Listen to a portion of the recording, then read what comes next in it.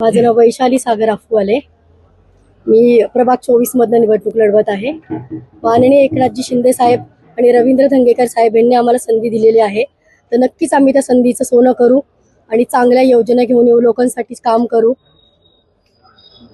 ताई, तुमचं पॅनल निवडून आला तर काय जनतेला तुम्ही देणार? महिलांसाठी काहीतरी करू, महिला सक्षम कशा होतील, मुलींसाठी काहीतरी करू, शिक्षण कसं त्यांचं चांगलं होईल. मी मेघना किशोर तरवडे, प्रभाग 24 मधून उमेदवारी अर्ज दाखल केला आहे. माझा ब गट आहे.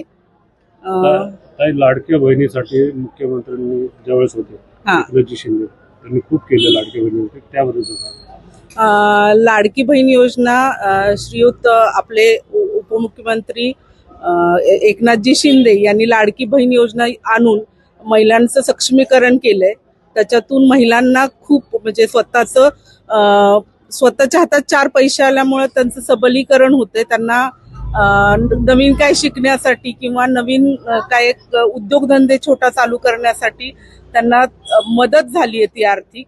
आणि एकनाथ शिंदेचं हेच ध्येय आहे की महिला सक्षमीकरण करणे. तर आम्ही ती योजना पुढे राबवणार आहोत.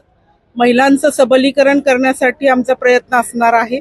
आणि शिवसेनेतर्फे पुण्यामध्ये सगळ्यात जास्त महिला उमेदवार देण्यात आलेले आहेत, त्याचा आम्हाला अभिमान आहे. किशोर भाऊंचं पण काम मोठं आहे. हो, किशोर भाऊंनी आपल्या प्रभागात बरेच वर्षापासून ते सामाजिक कार्य करतात.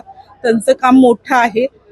रवींद्रजी धंगेकर साहेबांच्या साथीने ही वाटचाल आपली अशीच पुढे राहील आणि अजून खूप छान काम करू आणि जनतेची सेवा करण्याचं आम्हाला सौभाग्य मिळाले. त्याच्यासाठी आम्ही जनतेचे पण आभार मानतो.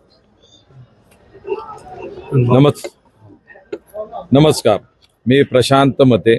मी राहायला सोमवारपेठ नरपतगिरी चौक या ठिकाणी आहे. मी गेले 25 वर्ष सामाजिक काम करत आहे. जसे नागरिकांचे बऱ्याचशा अडचणी असतात. आज जर तुम्ही बघितलं असेल तर मेडिकल जे आहे त्यामध्ये एवढा म्हणजे लोकांना परवडत नाही अशा पद्धतीचं आहे. आम्ही नागरिकांना हॉस्पिटलमध्ये जे काय येतात, बिलं येतात किंवा त्यांना ट्रीटमेंट मिळण्यासाठी त्यांच्यासाठी त्यांना मदत करत असतो. त्याचप्रमाणे नागरिकांचे ऍडमिशनचे प्रॉब्लेम खूप असतात मुलांचे, त्यासाठी आम्ही ऍडमिशनचे प्रयत्न करत आहोत, त्यांना ऍडमिशन घेऊन देत असतो. त्याचप्रमाणे युवकांना नोकऱ्या, आता तुम्ही जर बघितलं असेल की नोकऱ्यांचं खूप प्रमाण कमी होत चाललेलं आहे. पण आम्ही कसं रोजगार कसा निर्माण होईल आणि त्या रोजगारातनं कसे तरुण पिढीला रोजगार देता येईल ह्या पद्धतीने आम्ही काम करतोय. तसेच आमच्या हे ज्या काही भागात आहे, आज सोमवारपेठ, रास्तापेठ, मंगळवारपेठ या भागामध्ये जर तुम्ही बघितलं तर मंगळवारपेठ ह्या पूर्ण स्लम आहे आणि त्या ठिकाणी एज्युकेशनचं थोडंसं प्रभाव कमी असल्या कारणाने त्या ठिकाणी खूपच मागासल्यासारखा तो भाग झालेला आहे. आज त्या ठिकाणी आम्ही कॅम्प राबवू, त्या ठिकाणी योजना राबवू, नोकऱ्यांच्या योजना राबवू असं ह्या. आणि वाहतुकीचा जो प्रश्न आहे, पुणे स्टेशन आमच्या जवळ असल्या कारणानं वाहतुकीचा इतका प्रचंड त्याचा त्रास आहे की नागरिक गाडी घेऊन बाहेर निघायचं म्हटलं तर नको म्हणतात. त्याचप्रमाणे आपण जर वाडे सिस्टीम, जर कसबा पेठमध्ये तुम्ही कसबा हा जर मतदारसंघ फिरला तर तिथं वाड्यांचा प्रलंबित प्रश्न आज सुरूच आहे, पण तो काय आजपर्यंत सुटलेला नाहीये. पण आम्ही जर आमचं पॅनल सगळं निवडून आलोय, एकनाथजी शिंदे साहेब जे आहेत आमचे, ते स्वतः कार्यकर्ते आहेत आणि त्या कार्यकर्त्यामधनं आज ते मुख्यमंत्र्यापर्यंत पोहोचलेले आहेत. आमच्या सारख्या कार्यकर्त्यांची दखल रवी भाऊ धनगेकरांनी घेऊन आम्हाला इथे कार्यकर्त्याला एक संधी दिलेली आहे. आम्ही त्या कामाचं, त्या संधीचं सोनं करून एकनाथजी शिंदे साहेब जे आहेत त्यांचा हात बळकट करून जास्तीत जास्त आम्ही कसं जनतेपर्यंत जनतेचं काम करू हे प्रयत्न करू.